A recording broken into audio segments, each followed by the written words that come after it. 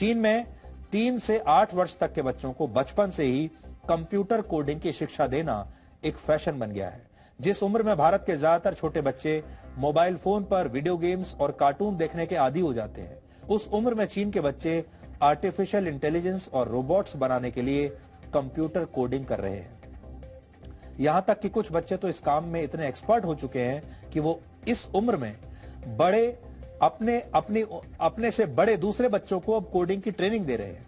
चीन में छोटे छोटे बच्चों को कंप्यूटर कोडिंग सिखाना सिर्फ शौक की बात नहीं है, बल्कि इसके पीछे चीन की लंबी योजना है। चीन चाहता है कि आने वाले वर्षों में कंप्यूटर एप्लीकेशंस और कोडिंग के एक्सपर्ट्स की एक पूरी सेना तैयार की जाए। चीन ऐसा इसलिए चाहता है ताकि वो रोबोट टेक्नोलॉजी और आर्टिफिशियल इंटेलिजेंस के क्षेत्र में एक छत्र राज कर पाए। चीन अभी से इस क्षेत्र में बहुत आगे है। अगर भविष्य में चीन के ये बच्चे चीन की साइबर सेना का हिस्सा बन जाते हैं तो फिर चीन दुनिया के किसी भी देश को घुटने टेकने पर मजबूर कर सकता है। चीन की सरकार अपने देश को एक सुपर पावर बनाना चाहती है और नई पीढ़ी में निवेश किए बगैर ये सपना पूरा हो ही नहीं सकता। इसलिए चीन छोटे छोटे बच्चों को कोडिंग सिखाने वाले इन प्रोग्राम्स को बढ़ावा दे रहा है। भारत में भी बच्चे 3 साल जितनी छोटी उम्र से ही मोबाइल फोन या टैबलेट का इस्तेमाल करना शुरू कर देते हैं।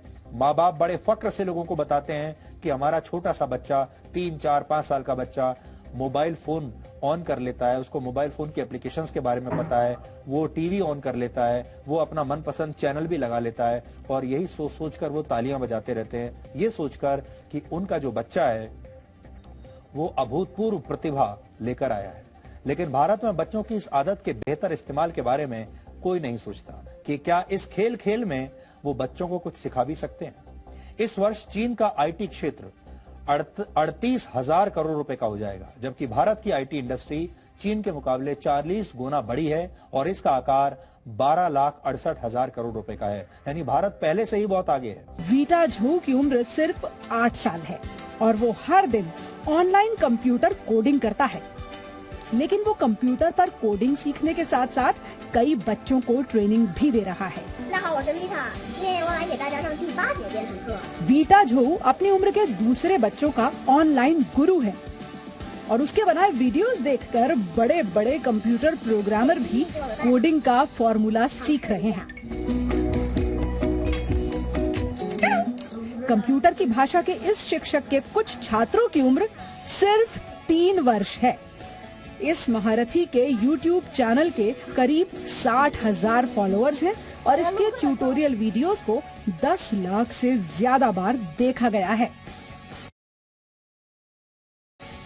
我在录课的时候，我自己当然先把所有的关都通了才能教，不然的话在录课的时候又是半天课都讲不出来，这哪能行啊？ चीन के ये वो बच्चे हैं जिन्होंने ABCD सीखने के साथ साथ कंप्यूटर पर प्रोग्रामिंग शुरू कर दी है। वीटा झो के पिता ने अपने बेटे को 5 साल की उम्र से ही कंप्यूटर पर प्रोग्रामिंग की ट्रेनिंग देनी शुरू कर दी थी। अब छोटी सी उम्र के इस कंप्यूटर गुरु ने सफलतापूर्वक एक ऐप में मौजूद बग यानी कोडिंग की दिक्कतों को दूर करके उसे पहले से बेहतर बना दिया है। भारत की तुलना में चीन जो राष्ट्र है वो मीलों आगे चल रहा है, क्योंकि उसकी विजन जो है दूरदर्शी है, फ्यूचर को मद्देनजर रख के देख रहा है। चीन आज 2020 में 2050 और 2060 की तैयारी कर रहा है, 2030 की तैयारी नहीं कर रहा। साइंस और टेक्नोलॉजी की दुनिया में आपने ये कई बार सुना होगा कि साइंस और टेक्नोलॉजी की दुनिया में जितनी तेजी से काम हो रहा है उसे देखकर लगता है कि आने वाला युग रोबोट्स और आर्टिफिशियल इंटेलिजेंस का युग होगा। हमारे देश में अभी इस दिशा में सोच विचार ही किया जा रहा है, लेकिन चीन की सरकार ने प्लान बनाकर काम शुरू कर दिया है। इसीलिए चीन में आर्टिफिशियल इंटेलिजेंस और रोबोटिक्स में लगातार निवेश किया जा रहा है। वर्ष 2017 में चीन की सरकार ने प्राइमरी और सेकेंडरी स्कूल में कंप्यूटर प्रोग्रामिंग की पढ़ाई का नियम बनाया। तब वहां पर बच्चों को कंप्यूटर कोडिंग की ट्रेनिंग देने का बाजार 7,000 करोड़ रुपए से ज्यादा का था, जो लगातार आगे बढ़ रहा है। वर्ष 2020 में ये बढ़कर 35,000 करोड़ से ज्यादा हो जाएगा। चीन की कोशिश वर्ष 2030 तक आर्टिफिशियल इंटेलिजेंस में दुनिया का नंबर 1 देश बनने की है। यानी आर्थिक महाशक्ति बन चुका चीन अब टेक्नोलॉजी में सुपर पावर बनने की रेस में है और भविष्य में इस लक्ष्य को पूरा करने के लिए चीन ने वर्तमान में बच्चों की पढ़ाई में ये बड़ा बदलाव किया है। इसका असर भी अब दिखाई दे रहा है। पहले चीन के बच्चे दुनिया के दूसरे देशों में बने सॉफ्टवेयर्स का इस्तेमाल करते थे, लेकिन अब वो मैंडरिन भाषा में कोडिंग लैंग्वेज का सॉफ्टवेयर बना रहे हैं। चीन की 70% से ज्यादा जनसंख्या मैंडरिन बोलती है और समझती है। इसका फायदा उन बच्चों को होगा जो इंग्लिश नहीं जानते। वैज्ञानिकों के मुताबिक अगले 10 से 20 वर्षों में हर देश और सरकार ने शिक्षा व्यवस्था में सुधार पर ध्यान नहीं दिया तो दुनिया मुश्किल में आ जाएगी। भारत के बेंगलुरु को तकनीक के मामले में एशिया की सिलिकॉन वैली माना जाता है। इसके बावजूद बच्चों को कम उम्र में प्रोग्रामिंग की ट्रेनिंग देने का फैसला करके चीन हमसे 2 कदम आगे बढ़ गया है। कोडिंग मेरे ख्याल से बहुत टेक्निकल चीजें हैं जो उस एज के बच्चे के ब्रेन शायद इतना डेवलप्ड नहीं होते कि टेक्निकल चीजों को ग्रैब कर पाए। कोडिंग की बात जो यूजुअली शायद लोग BTech after 15 years of education, 12 years of education में सीखते हैं, वो अगर 3 साल के बच्चे को सिखाया जाए तो एक 3 साल के बच्चे को कोडिंग सिखाना जो कि 15 years of education के बाद कोई सीखता है, 12 years of education के बाद सीखता है, तो उसके बीच तुलना ही नहीं हो सकती है। भारत में बड़े बच्चों या हाई स्कूल के बच्चों को ये लगता है कि क्लासरूम से ज्यादा वो घर में बैठकर कंप्यूटर और इंटरनेट के जरिए नई चीजें सीख सकते हैं। एक रिसर्च के मुताबिक भारत के 95% बच्चे ऐसे घरों में हैं जहां मोबाइल फोन्स हैं। इनमें से 70% बच्चों की उम्र 7 से 10 वर्ष है। देश में मोबाइल फोन इस्तेमाल करने वाले बच्चों की औसत उम्र 10 वर्ष पहले करीब 3 से 5 साल थी, जो अब घटकर 12 से 18 महीने हो गई है।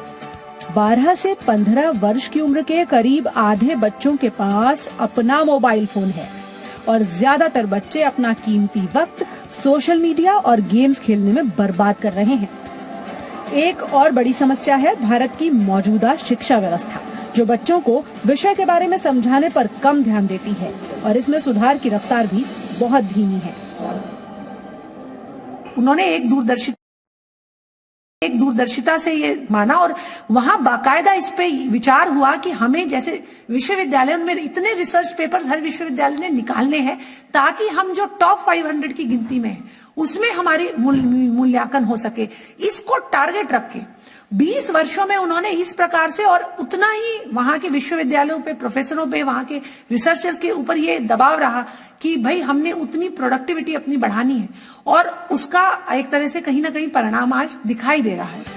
आप भी अपने आसपास देखेंगे तो पाएंगे कि आजकल बच्चे खिलौनों के बदले मोबाइल फोन और कंप्यूटर पर अपना वक्त बिता रहे हैं। फोन पे इनके यूट्यूब ज्यादा होते हैं या गेम्स जिसमें ज्यादा डाउनलोड होती है, बट मैं प्रेफर करती हूँ मेरे बेटे के लिए कि वो गेम जिसमें इसका माइंड डेवलप हो। जैसे कोई गेम है जिसमें क्रॉस करना है, हम लोगों से लेवल क्रॉस नहीं हो पाता, इनका माइंड इतना शार्प होता है वो लेवल क्रॉस कर सकते हैं। जब इन्हें खाना खिलाना होता है तो फोन यूज करते हैं। इंडिया में बच्चे कुछ नहीं कर रहे हैं, इंडिया में सिर्फ अपना मेंटल लेवल खराब कर रहे हैं, दैट्स इट। कई बार ऐसे बच्चे कोई वीडियो या ऑनलाइन गेम खेले बिना खाना तक नहीं खाते, यानी इन बच्चों को कंप्यूटर की आदत पड़ गई है और ये दिन में कई घंटे मोबाइल फोन या कंप्यूटर की स्क्रीन को देखते हुए बिता देते हैं। लेकिन यहाँ बड़ा अंतर ये है कि भारत के बच्चे अपना समय कंप्यूटर पर गेम खेलकर बर्बाद कर रहे हैं, जबकि चीन के बच्चे अपना समय देश के भविष्य निर्माण में लगा रहे हैं।